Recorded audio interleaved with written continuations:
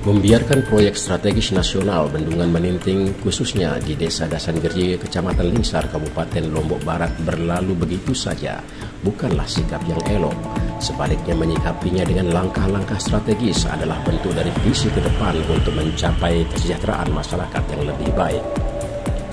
Konsekuensi dari pembangunan bendungan tersebut adalah akan adanya daya tarik wisata mengingat suguhan pemandangan keindahan yang akan menjadi bagian di dalamnya. Melihat air yang mengalir, lekuk-lekuk arsitektur bendungan, rindangnya pepohonan dan aktivitas masyarakat merupakan nuansa harmoni yang membangunkan gairah berwisata. Terlebih Dasangerje memiliki potensi penunjang lain yang menjadi tuntutan sebuah destinasi wisata.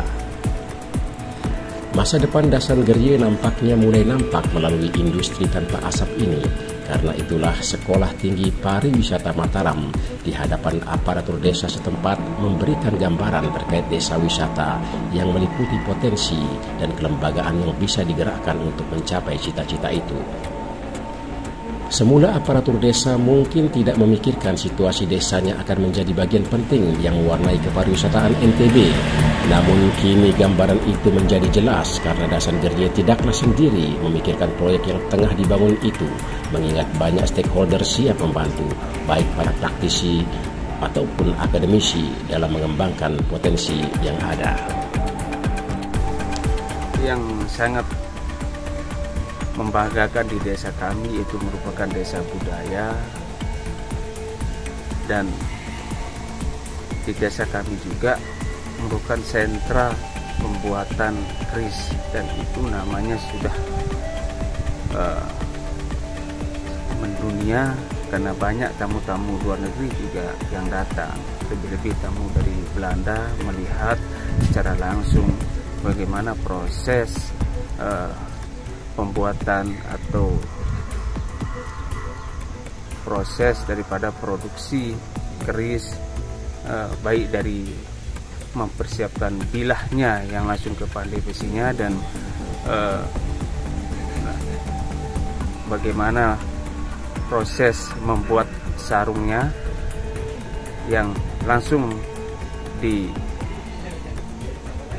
sendiri oleh seniman yang ada di desa kami. Dan kami juga di sini punya yang seperti saya sebutkan tadi terkait dengan desa budaya, yaitu dunia perisian dan dunia pewayangan, dan itu menjadi potensi juga yang bisa mengangkat nama desa kami untuk di bidang pariwisata. Dia bisa dibilang adalah sembalunnya Lombok Barat. Kenapa saya bilang begitu? Karena dengan suhu yang dingin, dengan panorama pemandangan yang sangat indah, itu merupakan ikon yang bisa kita tawarkan juga. Nilai plusnya di sini adalah akses atau daya tempuh untuk menuju desa kami dari Kota Mataram bisa ditempuh kurang lebih dalam waktu 5-7 menit. Upaya menjadikan Dasangerje sebagai destinasi wisata mulai diwarnai dengan berbagai bentuk edukasi menyusul kehadiran mahasiswa KKNT Sekolah Tinggi Pariwisata Mataram yang melakukan pengabdiannya selama 45 hari. Para mahasiswa begitu getol melakukan sosialisasi tentang desa wisata, bahkan hingga menghadirkan para akademisi kampus untuk memberikan gambaran terkait hal itu. Para akademisi memaparkan berbagai langkah yang mesti dipersiapkan, seperti kelembagaan desa yang terdiri dari Pokdarwis, BPD, BUMDes, dan lain-lain yang harus bahu-membahu mendorong tercapainya cita-cita tersebut. Tidak cukup di sana, kelembagaan yang terdiri dari para tokoh desa itu pun mesti memiliki etos kerja yang mumpuni, sehingga harapan bersama untuk kesejahteraan masyarakat bisa diraih. Tadi saya kasih tip lagi supaya lebih lengkap materinya. Sayang waktunya sangat singkat. Sebenarnya ingin saya menyampaikan kata kunci utama menuju desa wisata Dasangerje, karena ini Dasangerje belum menjadi desa wisata. Ini kata kuncinya. Yang pertama, kata kuncinya adalah etos kerja. Yang kedua, hospitality. Inilah sebetulnya yang utama, tapi saya tambahkan etos kerja dan service excellence. Semua ini harus dilakukan oleh DPD. Ini kan kelembagaan yang harus ada di desa wisata. DPD, pemerintah desa, ini Pak Kadesnya kebetulan ada di sini. Ini mohon perhatian Pak Kades. BUMDes ini harus juga aktif, dan Pokdarwis.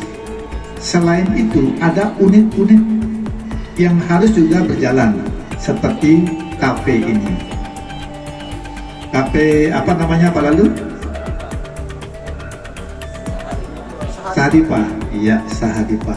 Jadi semua unit termasuk kelembagaan ini harus menerapkan yang namanya etos kerja, hospitality. Bapak patuh nggak dengan undang-undang? Jangan sampai setelah nanti kita fighting di luar, ternyata tidak, legalitasnya nggak ada. Karena tidak ada legalitas, begitu ketemu sama legalitas kita maju. Legalitas semuanya jadi dibutuhkan oleh Pak Kades. Jadi Pak Kades bisa membuat legalitas. Sepanjang untuk meningkatkan kesejahteraan, saya pikir tak ada. Apalagi lakukan. Terus dari sekian tamu itu berapa yang balik? Kenapa dia balik? Sudahkah seperti itu?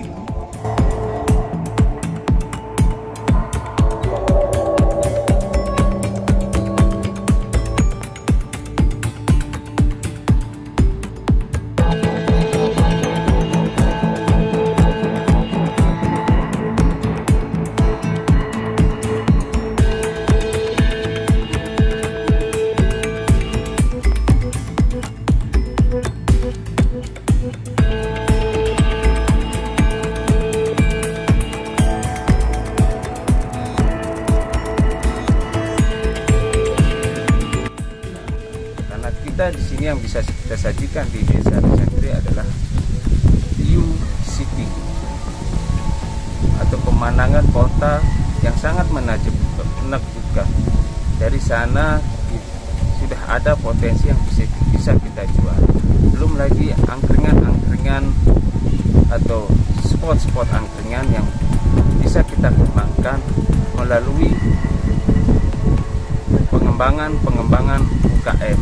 Jadi hasil-hasil daripada olahan di desa kita, di desa Kerie, itu bisa kita nanti tampung di spot-spot angkringan tersebut untuk kita pasarkan atau dalam arti memperkenalkan juga daripada hasil olahan UKM yang ada di desa kami.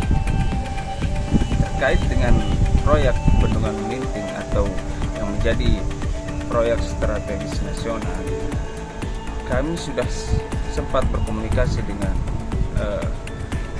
pihak daripada bendungan tersebut bahwa ada nanti program yang bisa kita kerjasama dengan pihak bendungan tersebut melalui program Sadar Waduk. Itu ada semacam perjanjian apa dengan pihak pemerintah daerah ini dalam pengelolaan bendungan nantinya itu ke depan, terutama objek wisatanya? Belum ada sementara ini sudah. Untuk sementara memang belum ada, tapi tidak menutup kemungkinan untuk kedepannya hal-hal tentang perjanjian menyangkut wisata ini itu akan kita buat baik dengan desa sendiri dengan pelaku wisatanya dan desa sendiri dengan pemerintah itu sendiri. Itu yang akan kita buat MOU-nya seperti apa. Kemudian Pak, menyangkut kehadiran mahasiswa KKN STP Mataram ini Pak, khususnya di sektor pariwisata ini, apakah cukup membantu atau memang biasa-biasa saja dalam pengayaan pengetahuan lah masalah pariwisata? Dengan adanya KKN STP ini sangat-sangat membantu dan memberikan kepada kami wawasan tentang bagaimana sebetulnya cara pengelolaan wisata yang baik dan benar. Nah, terkait perizinan hasil UKM, kita masih tahapan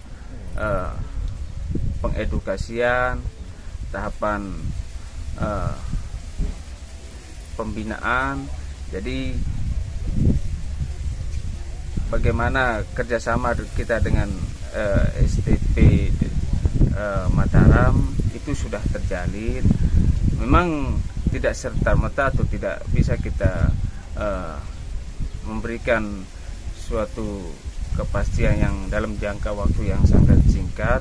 Sebenarnya ada proses, tapi yang nilai plusnya di sini adalah kemauan yang sudah terlihat daripada masyarakat kami di desa sudah ada dan sudah mulai mau maju bergerak ke depan mengembangkan desa kita ini dengan konsep atau pemikiran moto kami yaitu bareng solah bareng molah. Terakhir Pak, kalau kita bicara masalah branding dari desa Dasan Gerie ini Pak, ya sebagai hal yang istimewa kan untuk diketahui oleh masyarakat, apa brandnya di sini? Brand yang sudah kita siapkan untuk desa Dasan Gerie tentang dunia pariwisata supaya lebih terkenal di baik wisatawan domestik atau mancanegara, yaitu Murpeji Hills. Karena desa kami memiliki salah satu dusun yaitu Murpeji yang memang terletak di lokasinya di dataran tinggi dengan panorama alam yang sangat indah, dengan view-nya yang sangat memukau.